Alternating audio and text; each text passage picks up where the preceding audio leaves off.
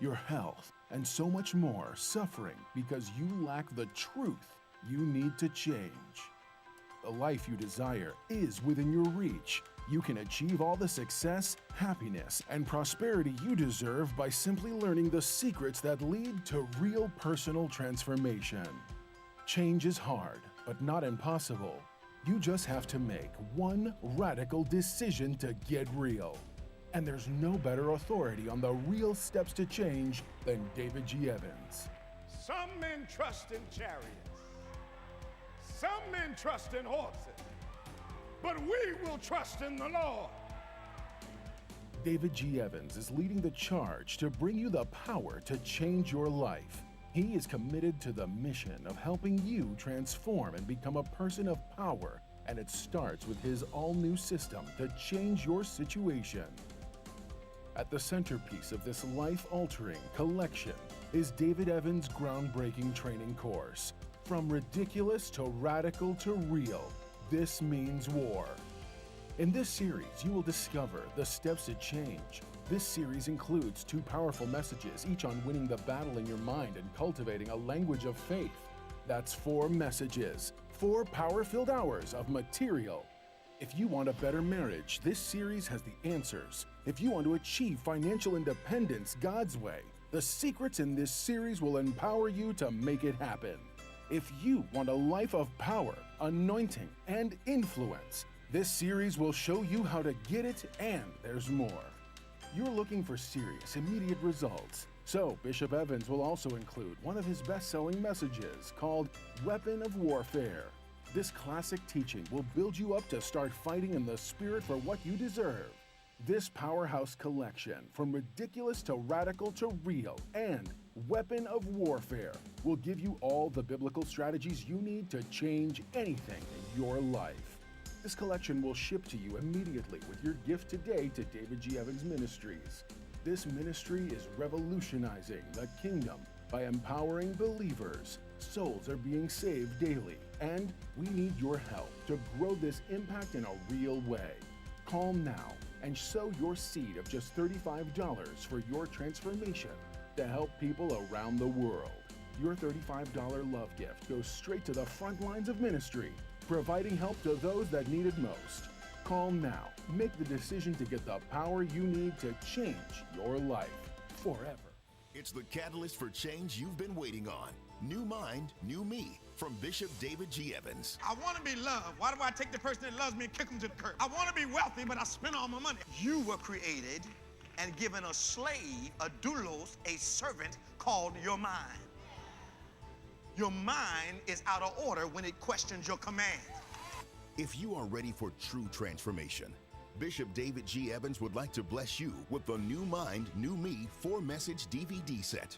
Order today, and you will also receive Bishop Evans' national best-selling book, Healed Without Scars, as well as the Healed Without Scars music CD. My mind's going where I tell it to go. It'll never go back. It's my mind. It's going to do what I say. All yours when you visit our website or call 1-800-591-8480 today. Be prepared to watch a new you emerge. Adversaries come in many forms, but you will be victorious when you realize that worship is warfare. Adversaries are necessary because without them, you never really discover your purpose. We've accepted what somebody told us we were in our past. So our past is sabotaging our ability to hear instruction. We are not much unlike a battery. The negative is the thing that's needed to produce the power. I empowered you to overcome everything you've overcome up to this present moment. I fixed you for what's going to happen after this. You were in the mind of God long before you were ever born. You are not alone in your battle. God has your back because worship is warfare. Put these 4 messages in your arsenal today on CD or DVD. Equip yourself by visiting our website or by calling 1-800-591-8480.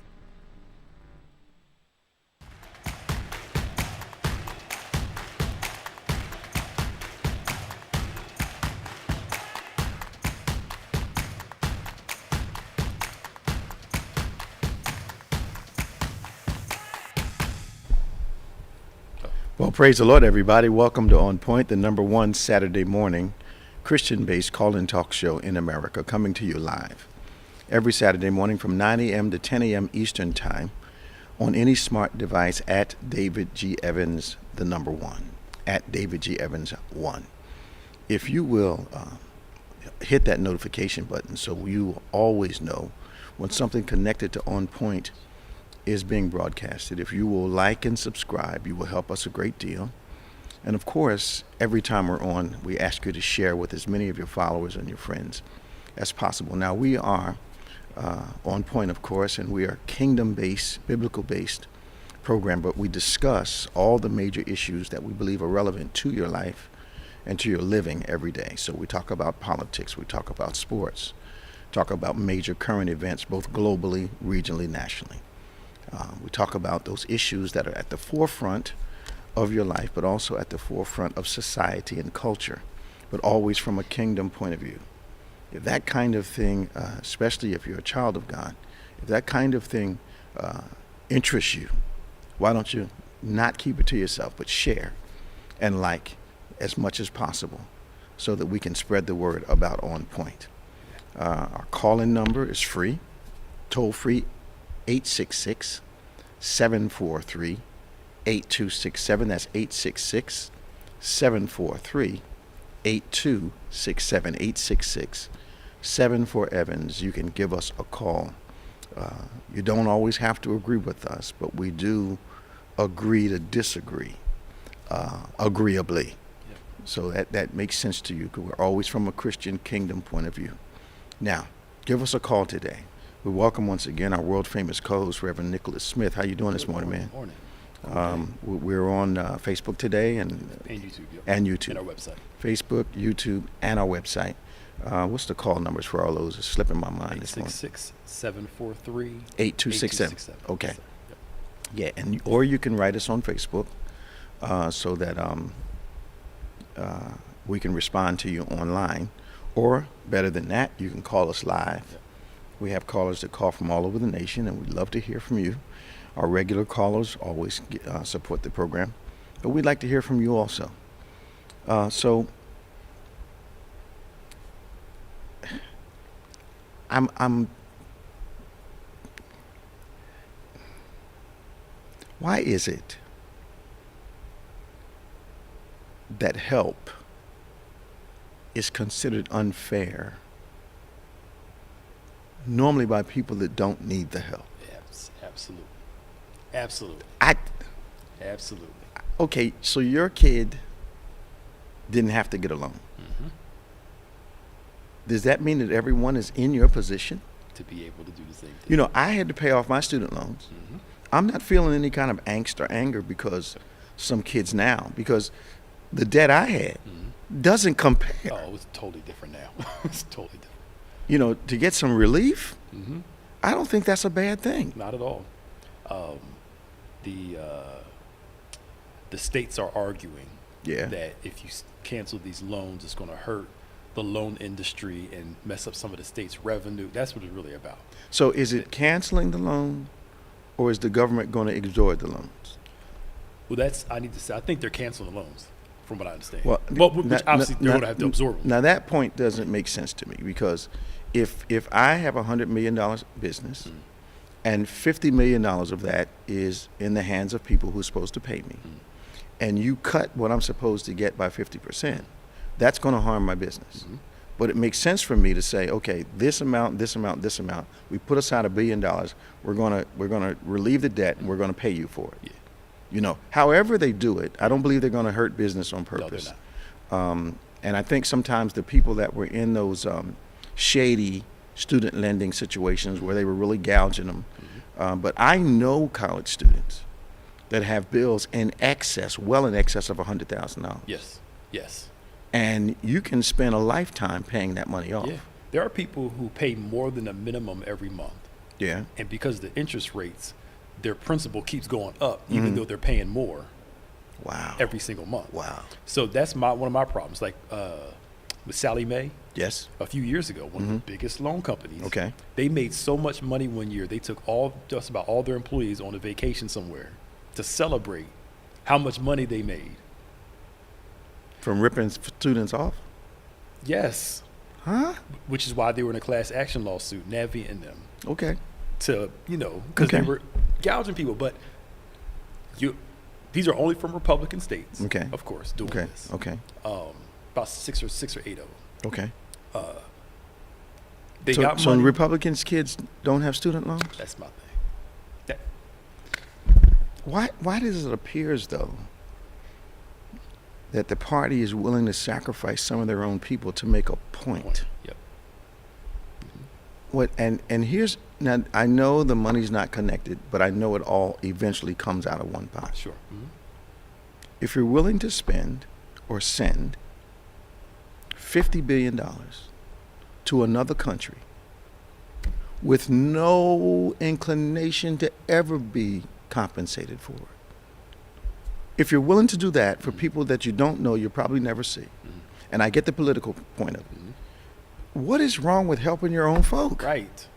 Thank you. You're feeding people all around the world, but we've got hungry and homeless here in the country. Yes. It makes no sense. And we're going to help rebuild cities that were destroyed in some kind of conflict. Right. But we won't build homes for the people that are here. Yeah, exactly. Now, they call help socialism. But it looks like a contradiction to me, Pastor Nick, if I'm willing to fix your house in a country I'll never visit, but I won't fix the house here. Right, exactly. Now, I get some revenue points here. I'll use this example, too. Okay. Buffalo, Tennessee are building new stadiums for their football team. So I believe the state, now quote, it's putting in almost $500 million on these stadiums. Now, I get the revenues coming in. It's going to help. Eventually. Yeah. But you're still putting out over $1 billion for a stadium. Now. Entertainment. Yes, sir. Now, again. And to make the owner wealthy. Yes. Because the owner makes money. Yeah, makes money and barely puts any of their personal money in. That's right. If you bail out a bunch of people and they have extra money, guess what they're going to do with it? They're going to put it into the economy. Maybe because it's slower or I don't know. Maybe you can. The whole stadium piece is absolutely an advantage that the owners have with the cities. Yes. Because they get tax incentives on top of that. They get, they say we got a luxury box tax. Okay, you get that. But what are you saving? Yeah. Income tax, corporate tax. What are you saving? Yeah. And the revenue, if it's a football team, that revenue's in the billions. Yeah. And the city, let's look at Oakland. Okay. The reason the Raiders moved to Vegas because Oakland refused to give them any more money for a stadium. Absolutely. Because their thought is, we're still paying for the one y'all got, and we got schools that it doesn't make any sense. But politicians would call that a good use of funds. Yeah. Which by implication means that helping people is a bad use of funds. Right. Yes. That's what gets me. So again, President Biden brought it up just yesterday, I believe. Yeah. He started listing these Congress people who got all this money on these PPP loans. One person got 2. He put them out there? He put them out there, names. Marjorie Taylor Greene. How many she get? She got over $100,000 or something. Okay. One guy from Florida got 2.3 million something. All forgiven. Huh? Forgiven. And they're complaining and they're screaming about student loans? They're screaming about student loans. Oh, man. And he put their names out there and the amount. They needed to be. They needed to be. Yeah. So I mean, the judge, every time they do this, the judge eventually kicks it out. Okay. But it's the process of delaying. They're going to keep doing this to delay this. What I don't maybe something. What is the point of the president having the ability to do this and some judge come up and say, no, you can't do it? Right. Yeah. I mean, if it passes in Congress, even if it's an executive order, judges are not necessarily supposed to be political. They're not. But on the surface, this looks like a political decision. Well, see, this is where I can't 100% say this for this specific case. Okay. But this is where when Trump was elected, Mm-hmm. the reason some of those people voted for Trump, Mm-hmm. the ones that were playing politics, Mm-hmm. knew there were all these open judge seats. Wow. So they got him in, and that's why the first couple of years they were putting judges all over the country That were not qualified to be judges. Yes, but because y'all didn't like Hillary Clinton, all those judge seats are now are now Trump supporters. But our legal, well, I don't want to make a naive statement. Our legal system is supposed to be without political influence. Yes. Okay. Yeah. All right. So segueing into something else. Sure. Mm-hmm. If you were in contempt of Congress, just using that example, if you were in contempt of Congress, I was in contempt of Congress. Mm. Do you think you would have gotten 4 months in jail? Oh no. On a $6,500 fine. How much? $6,500 fine for somebody worth as much as he's worth. 4 months is going to give him street cred. Yes. Mm-hmm. And it's not going to really intimidate anybody else Yep. that's going to be in contempt. Yep. And 4 months is almost nothing, thank you. especially where he's going to be. Yep. And of course, they're going to put him in the Oh yeah, they're going to put him in one of the the upscale ones. yeah, one of the schools of the prophet. Yeah. They're going to put 866-743-8267 866-743-8267. Let's go to Tom in Florida. I know he's itching to say something. Good morning, Tom. Good morning, Bishop. How you doing? Pastor Nick? Amen. 4 months. and $6,500 for this guy. Is that going to It's like deter $10. anybody? It's like $10 compared to a regular guy. Yeah. You know. To them, his money, please. But 4 months for contempt of Congress? What kind of? Yeah. And they can give you up to a year, but they gave him 4 months instead. Why? Now, that's what it's crazy. So he blatantly, publicly defied y'all. Publicly, not privately, for the world to see. And you still only gave him 4 months. And walks around with big banners behind him, taunting. I mean, he's not just, out there. He's taunting people like, come and get me. He's going to be the rapper of the Republican Party. That's what he's going to be. He's going to be the hip-hop artist of the Republican Party. They're going to give him some theme music. He's going to turn his hat around backwards, and now he's going to have some street credit. Unbelievable. Bishop, you guys are talking about stadiums. Depends on where the stadium is. If the stadium is in Mississippi, like where Jackson State is, there is no good stadium. What I mean by that is that I don't know if you saw the piece on 60 Minutes about Deion Sanders. He is blowing things up. I don't know why they expected that he would be a national celebrity, relationships he's built with owners and teams, and he not go down there and have an idea that there's something better for that school and that team. He's been able to do some stuff. Yeah. But why is Nick Saban mad at him?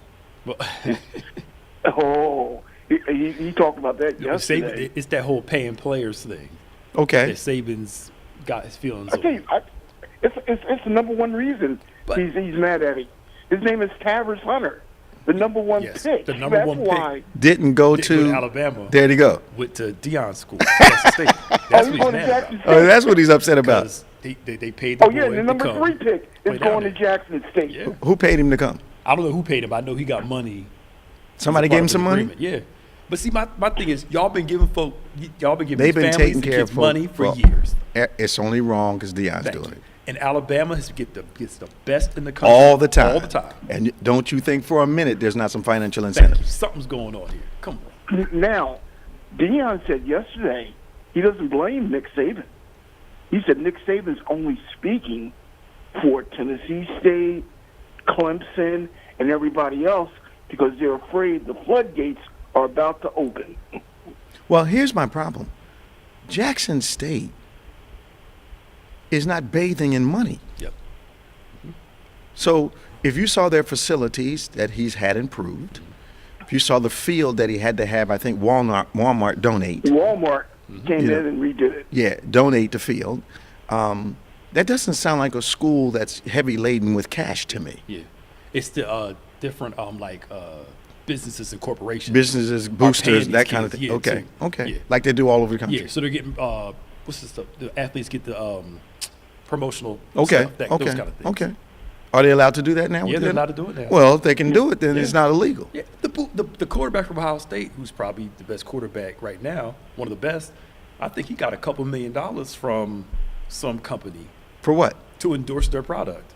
So they can do that now. They can do it now. Yeah. So what's Nick Saban crying about? Because he didn't get the guy. He didn't get the guy, and the guy. The coach from Clemson. He doesn't believe the students should be getting paid because their pay is their education. Now, No, mind you, it's not. He's making almost $5 to $10 million. Yeah. Off these kids. I tell you what, Nick Saban is making $10.7 million right now. Yeah. It's due to go up to $12.7 million in 4 years. He's not doing bad for coaching a football team, is he? No. He's making more than a lot of the pro coaches. Yeah, he's making more than pro coaches. Yeah. So the issue is that Nick Saban has just admitted that Deion's celebrity is more attractive than his. And that Deion is now, I think I said it last week, Jackson State is about to become the new Grambling. Yep. Because a lot of the black athletes are doing, they're finding out how some of these coaches really feel, and they're choosing to go to HBCUs. Absolutely. There's already been like 3 top picks gone. Football and basketball. HBCUs. The other thing is, I couldn't believe it because I saw it. I couldn't believe when I saw this a couple weeks ago. Jackson State on national TV. Yep. They're on national. Where are they? Oh yeah, against Alabama State. So against Alabama State. Alabama State. Yeah. Okay. Yeah, now the television revenues are going to start hitting those colleges. I think a whole lot's about to change. Yep. He also said they didn't even recruit top players because they didn't think they could get them. They didn't think they had a chance. But now, brand new game. And Deion, unfortunately for HBCUs, Deion is in the position with his celebrity to leverage all those relationships and leverage what he's done. Yeah. I think last year he appealed to the NFL, and I think 28 other teams came to Jackson State's pro days and stuff. Okay. Because he started making phone calls. Y'all need to be here, like y'all at Alabama, Clemson. Yeah. Only 4 teams didn't show up, I believe. Okay. And he called them out. I wonder why y'all didn't come. He's applying that pressure. Yes, sir. And I'm not mad at him. Well, he's not afraid. Yeah. There's a interview with him on YouTube.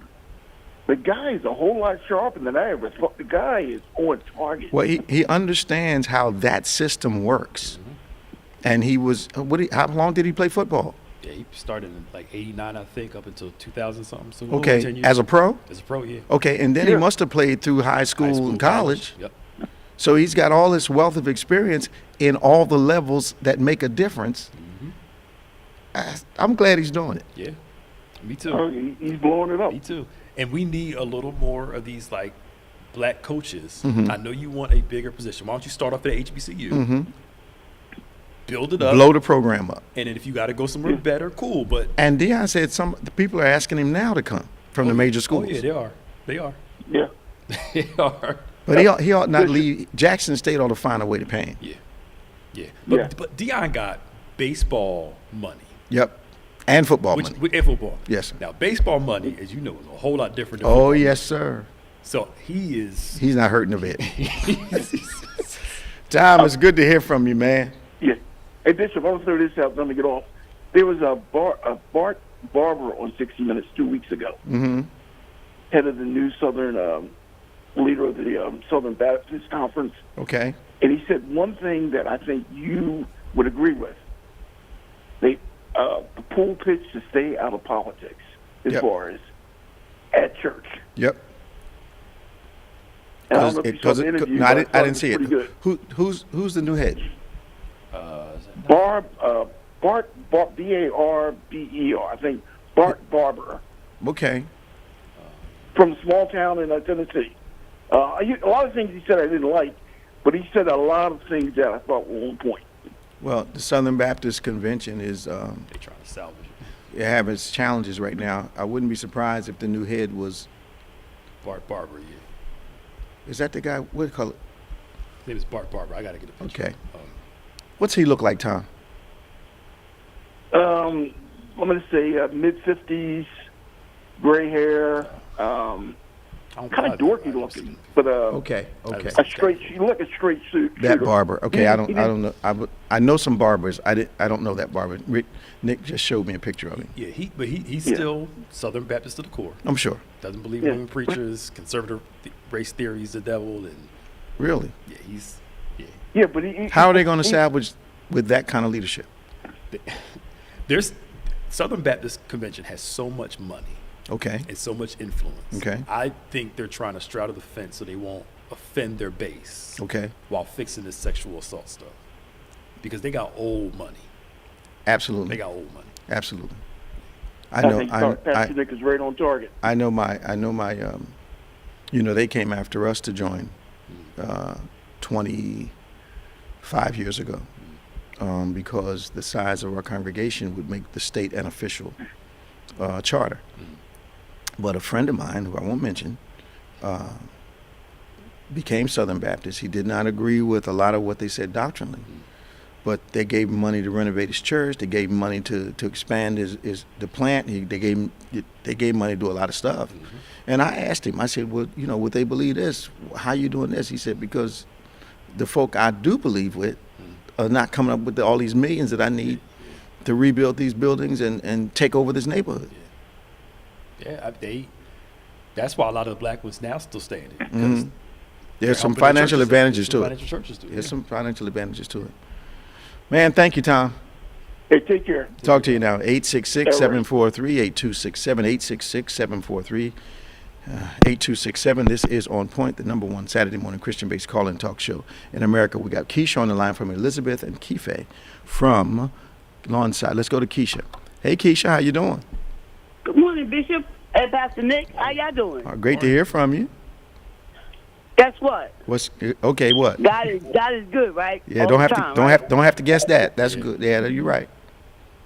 I'm 53 today. 53? Yes. Girl, you was born day before yesterday. I knew that was I knew that was carnation milk I smelled on the phone when you got on there. Carnation milk on your breath talking about you 53. Girl, you ain't. I am 53. You just start living, girl. You just start living. No. I can't even remember what I was doing at 53 other than preaching. That's why I want to say this to you and Pastor Nick, because on Wednesday, oh my God, when the time flies, like when Pastor Nick was like, time do flies. It seems like I be getting all into y'all messages and stuff like that. And then next thing I know, I'm like, oh my God, they get me to get up already. I'm like, oh God. That's so you come back to next week. I'm gonna say this to y'all, and I mean this from my heart. Y'all the best church ever on Facebook. God bless you, baby. Because there's a lot of people that don't break it down in scripture like you do. You like, oh, y'all don't understand? Okay, let me go to the scripture. Yeah. You get the scripture, but they don't do like y'all. I'm like, man. We appreciate that. Spread the word, Keisha. I will. Spread the word. And happy birthday to you. Hey, thank you. Keep praying for me. Now, you going to tell us your real age, or you going to... Wait. One more thing. Okay. I told my daughter, right? I said, I'm going to be 35. She looked at me like, Mom, how you going to be 35 and I'm 28? I was like, easy. Just put the 3 in the front and put the 5 in the back. Just switch it around, No. She like, she got up this morning and said, happy birthday, Mom. You 53 years old. Wow. She got a young, Keisha, she has a young mother. Yeah. She has a young mother. All right, girl, I talk to you here. All right, I'll talk to y'all later. All right, bye-bye now. 866-743-8267. The world-famous Keefe is on line 4. Good morning, Keefe. How you doing? I'm all right, Bishop. How are you today? Trying to make it, man. Yeah, I hear you. And good morning to you, Pastor Nick. You guys were discussing student loan. Okay, go ahead. Okay, and I saw an article just a little bit ago on my phone, and I don't know if this is going to be true, and I'd like your take on a couple of things. Do you think that Biden is going to go ahead and cancel student loan? Because I went to an online college, and I'm not sure if you guys heard of called Ashford University in Iowa. Sure.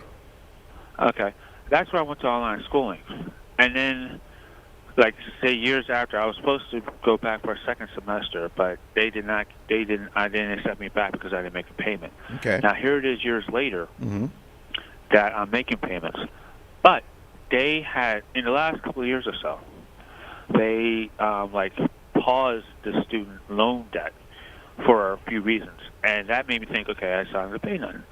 But now it's like, is Biden's going here, Biden's going there? Is he going to say, okay, I'm going to cancel, I think he said up to $10,000 into student loan debt. Now here we are getting mixed messages and everything, and I'm asking myself, what is he actually going to do? Well, where do you think the message is mixed, Keefe?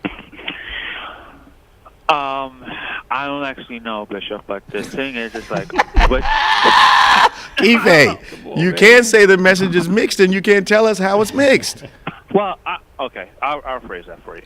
And it's crazy of how he's saying, okay, I'm going to the Department of Education, and he says that I'm going to try my best to cancel it. But then how does that reflect on us who are going to school and say, okay, we're going to school, we're trying to pay off our loan, but I'm saying to myself, is he or is he not going to cancel all this student loan debt that these people have?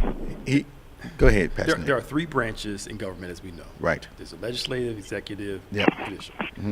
The reason for the three is for balance of powers. Right. So the executive can't do what he wants to do. Congress can't do what they want to do. Judicial can't do what they want to do. On the normal circumstances. So each of them has a right to counter what the other person's doing. Right. That's all we're seeing right now. That's all we're seeing. And partially is that good because if somebody wants to go crazy, somebody can step in and say, no, you're out of your mind. Yeah. Like we saw with the previous president. Right. It's just political fodder. They're going to lose. And so what Biden has said has not changed in its essence, Keefe. He wants to cancel the debt. Yeah. But now he's got to get it past the other party. Right. So what he said has not changed. Right. What the other the people that are in opposition, they're in opposition, and a federal judge stepped up and temporarily paused it. But Biden's message has not changed. Right. So he's not contradicting anything. The normal branches of government are raising their objections, and I just think, once again, we're in a place. There are some politicians, as Pastor Nick brought out this morning, who benefit from relief to the millions of dollars, right? But want to deny students relief in the tens of thousands. Right. It's a contradiction. I'm sorry. My thing was, I was following that more or less in the last year or so, and with what they're doing and what Biden's doing is like, I'm not trying to say they're throwing us into a third wheel, and I do agree that he's doing his best. And I myself, like I said, went to an online school, and I haven't seen anything, excuse me, in the mail saying, okay, we're going to restart your student loan debt. Part of that is because of Biden, though. Part of that is... They helped during when the pandemic started. Right. They withheld a lot of people having to pay their loans so they can take care of their bills. Right. Right. Well, I was really intrigued on what he was going to do. So I'm like, just following up on that. The other thing you really want to be careful about, Keefe, you cannot get the majority of your news on social media. Yeah, sure. If your news is the opinions of people, then you will always be confused. That's true. And the other thing I'd like to discuss real quick, what do you think of the Brittney Griner situation?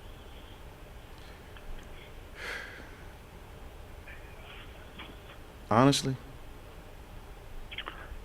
I don't know why you would take a chance on getting arrested in Russia unless you just thought you were a celebrity over there and you didn't have to follow the rules. A lot of people are taking the personal responsibility away from her. But at the end of the day, if she didn't have the illegal stuff on her, we wouldn't even be talking about this. Yeah. A lot of people today, it's like when the young lady got suspended for smoking marijuana. Yeah. They wanted to give a whole lot of reasons, but the bottom line on it was, if she wasn't high, there wouldn't have been a problem. Yeah. So you can't take personal responsibility away to excuse someone. Right. And something so easily, a problem so easily solved as, if you gotta have some hemp oil, buy it when you get home. Yeah. If you just gotta have it. Yeah. But don't try to get it through the airport. Yeah. I guess because I've traveled so much, Pastor Nick, and I've seen people literally say, all I want to bring aboard is this. They know the rules, but you're supposed to make an exception for me. Yep.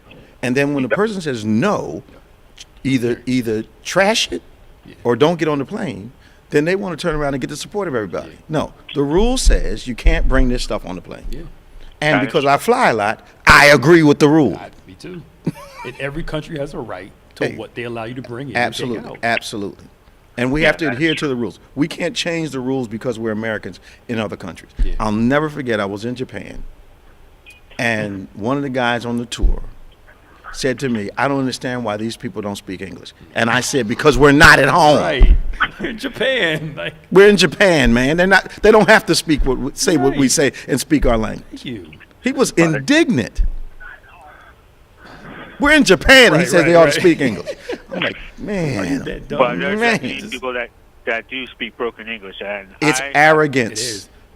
But they did that. A couple of people are moving to Mexico, Mexico City, and they're mad because they're moving to Mexico City, and they don't have a lot of English stuff there, and people speak Spanish. Fool, you are living in Mexico. You're going to a foreign place. They don't have to speak your language. Right. You're obligated to learn it. Yes. And it makes sense to learn it before you go. Right. Or don't go down there. Hire an interpreter, but don't say everybody ought to say because I don't want to learn Spanish. Yeah. Stupid. Thank you, Keefe. No problem, Bishop. Talk to you.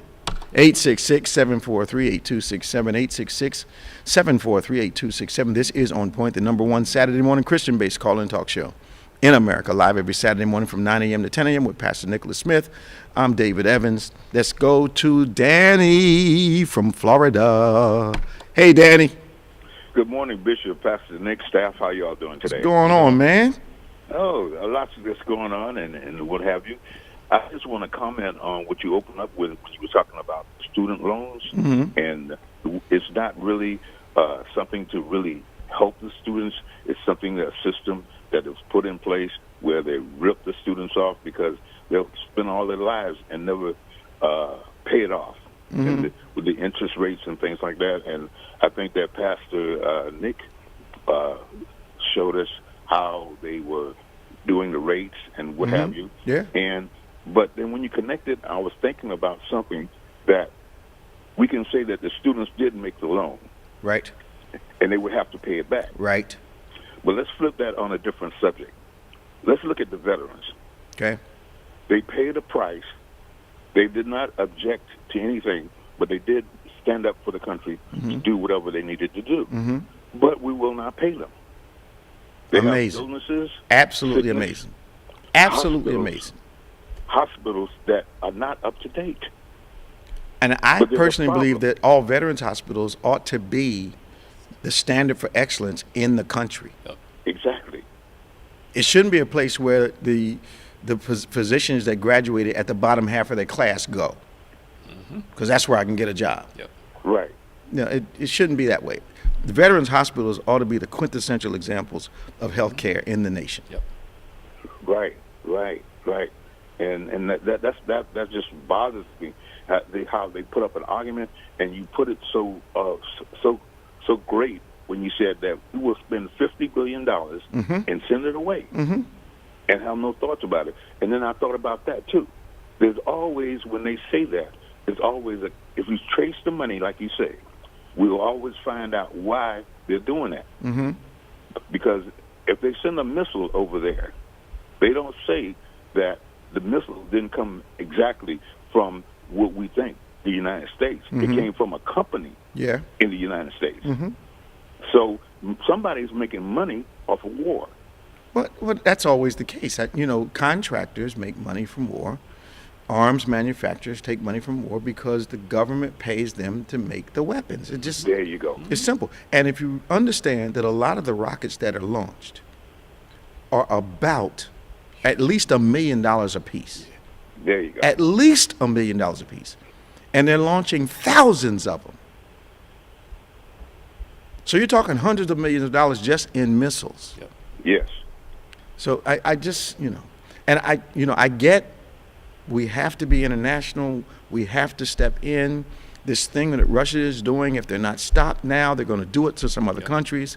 If NATO just stands by and waves their hand and pulls their hair and says this is shameful, Russia's not going to respond to that. No.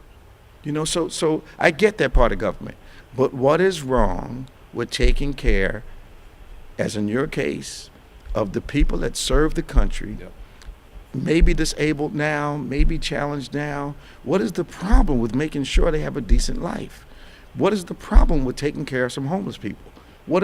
And homeless people are not just folk that couldn't get a job. Now homeless people are people that were professionals. They got kicked out.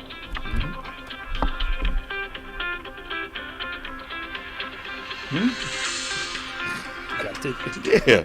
Hold on, Danny. Hi, James. How are you?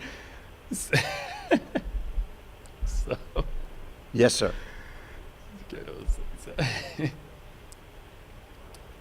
Okay. So, yes, we need to make sure our vets are taken care of. I agree with you totally, Danny. Thank you. Danny, let me ask you a question real quick. Yes. About our veterans hospitals. Yes. So, when they talk about how the veterans hospitals have such a backlog, is that really true? Yes, definitely. You could be in a situation where you put in a claim for something, or like here in South Florida, we had a veterans hospital that was in an unsanitary condition where they were doing tests on veterans and they didn't sterilize the equipment. Wow.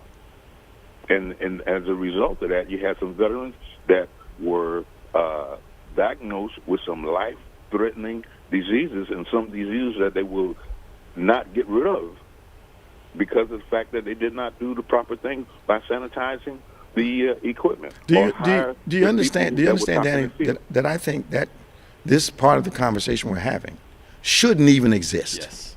Yes. It's not whether we understand it or not. It shouldn't even happen. And so that means that for me, veterans, government has to pay physicians a commercial wage, a competitive wage, so they'll be inclined to come. Not, I got to have this this mission-minded individual, so I'm just going to work for veterans and make a third of the money that I would make if I went and worked somewhere else. So we can stop putting physicians in the veterans hospitals who are less skilled. We need the guys that are highly skilled, but they've got to be, they've got to be compensated. Totally. Operations, grants, research, all that stuff. But if you got to go to a university hospital to get your research, and you can't go to the government and get your research grant that you need, what kind of nonsense is that? Absolutely. I agree with you. I get fired up about veterans. I know. It's veterans and senior citizens, man. I know. Man, oh man. And kids. And kids, right. Yeah. Well, look, biblically, the most vulnerable, by God, Yes. Jesus spent most of his time Yes, with sir. the most vulnerable population. Absolutely. I mean, I don't know how we call ourselves. Well, we're not. We've never been a Christian country, but that lie that we're a Christian. We call ourselves that. Yeah. Yeah. And not showing Christ-likeness at all. They were Christians when they were killing the Native Americans. Yeah, right. They were Christians when we had slavery. Yes. So, I don't, there's a type of Christianity we're talking about. It ain't the Jesus we talking about. Yeah, this is an aberration. Yeah, not the God of the Bible. Yeah. So it's just, okay. So, Danny, how's my sister doing? She's blessed and highly favored. And please tell us, since you're on the ground in Florida, how's the recovery from the hurricane happening? Well, that's a subject that nobody is asking any questions about, as I explained before. Okay. How in the world did not apply the Dade County system of building and construction to the west coast of Florida, and you let them build wooden houses, number one. You let them put trailers on the beach. You also let them build stilts in the Gulf. Get out of here. And then your evacuation system was not in place, where you can evacuate and keep those areas clear so people can go ahead and make it out and do it in a safe way. Well, help me with this, Dan. I don't know another state, and there may be, but this is my, lack of understanding. I don't know a state that has as much hurricane experience as Florida. That's the question. So with a state that has probably more experience than any other state, with a number of hurricanes, a number of events, why are we talking about poor housing standards? Why are we talking about poor evacuation systems? Why are we talking about this in a state that evidently has some of the most experience with hurricane storms? What is the problem politically down there?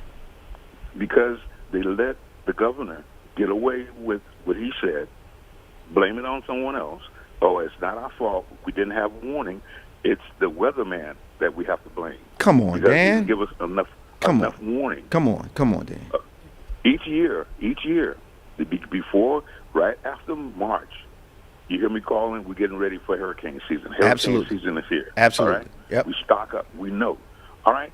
If you go in a movie theater, they have an evacuation system. If you go to a school, they have a fire system. They have a protocol that they must follow in order to evacuate the building. Mm-hmm. All these things are in place. We should know.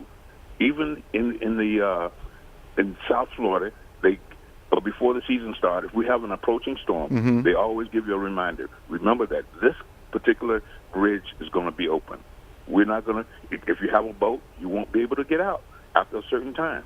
But they have to be free so that traffic can flow over the bridge and there's no stopping of the traffic. So here's my issue. So the experience the state has, even if the weatherman missed the ball, wouldn't an existing system then kick in? Yes. Okay. Supposedly, yes. So now what you're telling me is that the fault is on the weatherman, not the fact that we may not have had the system in place to respond to the emergency. That is what they're saying. Okay. Any other time, they would jump in, they would have something to say. The governor would be taking a photo op, saying something. But on his photo op, observe one thing. What did he show up? What kind of boots did he have on? The big white boots. Thank you, Pastor Nick. You hit the nail on the head. If you're going to show up with some cement boots on, okay, you worried about getting dirty. Well, what's this about your governor easing voting rules in Republican areas hit by the hurricane? What was the purpose of that? He's making it. He's going to make it easy for those. It's a Republican stronghold, yes. And what they're trying to do, they're trying to go ahead and make sure that they get all the votes that they can. Yep. So they're allowing that group to do like early voting, stuff to get votes in. But the other Mm-hmm. cities affected by the hurricane in the same state that aren't right. primarily Republican. If there's any place that could. All right, now I got a problem. So what's the difference in the places that are allowed to do this and the places that aren't? Well, those places mainly vote Republican and got money. Okay. So they're allowed to have some exceptions to the rules Mm-hmm. since the election's coming up, voting wise. But these other places. So that wouldn't, in the language of my former president, that wouldn't mean it was rigged. It is rigged. It's rigged. And if you look at simple things, little small things like athletics, high school sports, it's divided into two divisions: metropolitan and rural. Metropolitan and rural. Okay? What happened? You had South Florida that was dominating sports. Mm-hmm. So they put them in one group which is metropolitan. Okay. The rest of the state, the majority, with the exception of Orlando, are called rural sports. Okay. So now the rural have their own little division, the metropolitan have their division, and we don't dominate because we knock each other off in the playoffs. Wow. It's crazy. I know. And it should be. What? And the people are kind of quiet concerning these things? The people that run it, they follow the political set, the way that they have it set up. They put them in charge, and that's it. Pastor Nick has a note here. I didn't know that you all had a new Office of Election Crimes. Mm-hmm. Yes. And 19 felons were arrested for voter fraud. Handpicked by the governor, who is on that board. Cold. This was cold. So these were, remember they did the thing where if you were a felon, you can vote in Florida? Right. But then they added a stipulation, that's if you paid all your fines. Okay, and then somebody paid the fines off. So some of them did, some didn't. But what happened was, like, this one guy went to the get his driver's license restored. Okay. And the people at the agency said, have you started voting yet? No. Mm-hmm. He said, well, you got to fill this paper out. You'll be able to vote. Okay. So they come to arrest him. He said, but the people down there told me I can vote. Solicited his vote. They solicited the vote. Right. This happened back 2 years ago. This wasn't even this past time. Okay. So they're all like, wait a minute. Why did y'all give us permission to vote, a voter card, if it was illegal for us to vote? Exactly. The state did that. Exactly. But I think this is political because most of them were black, most of them were Democrats. Okay. Another photo op to get the point over. Even the police, one of the officers that arrested the guy said, I know this doesn't make sense, but I just have to do my job. Here's the process. We got to book you, take you in, then you'll be released. So the other side of it is, if you're trying to go ahead and reestablish yourself, you're trying to do right, you just got your job, you're working, now you're locked up, you're going to lose your job. Unbelievable. Yeah, this was cold. Cold. Danny? I'm packing my bag. It's out of control down there. Yeah. I'm telling you. Yeah, this one county that has voting easy is like Fort Myers area, Cape Coral, Okay. Lee County. Yeah. So they got hit hard by the hurricane. They got hit hard, but it's Myers has money. Yeah. Because when I get a chance to go away before COVID, I would go to fly into Fort Myers to go to Naples. Mm-hmm. Mm-hmm. And it's all money down there. Yes. So he's helping his folk out, and the heck with everybody else. Wow. Yeah. Sarasota. Yes. That's one of the places hooked up. Yes. Yeah. But to do it so blatantly. Yes. And have no care in the world. And no consequences from anybody. I mean. So they're taking care of the areas that are heavily Republican as far as hurricane relief and all that good stuff. Yeah. And just ignoring the others, and just ignoring the rest, everybody else. He is doing his thing. And the people in Florida think that's fair, Danny? Well, when they go in, they tally the votes. Why would they vote somebody in there that's like that, and someone who's treating you that way? I don't understand it. Or to treat your neighbor or your friend that way. I don't understand it. We've become an extremely selfish nation. Mm-hmm. The brotherly love thing is challenged right now. Treating others as you want to be treated, challenged right now.